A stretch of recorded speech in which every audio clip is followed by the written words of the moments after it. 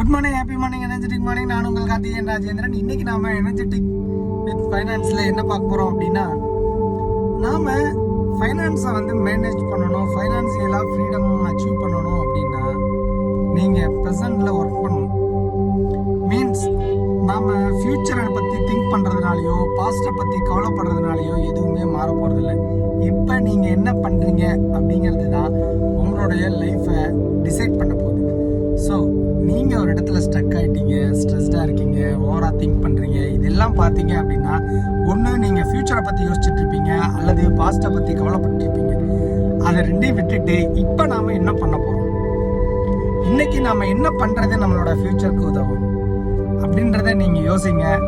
உங்கள் ஃபைனான்ஸில் நீங்கள் எனர்ஜெட்டிக்காக ஒர்க் பண்ணுறதுனால நீங்கள் ஃபைனான்சியல் ஃப்ரீடம் அச்சீவ் பண்ண முடியும்.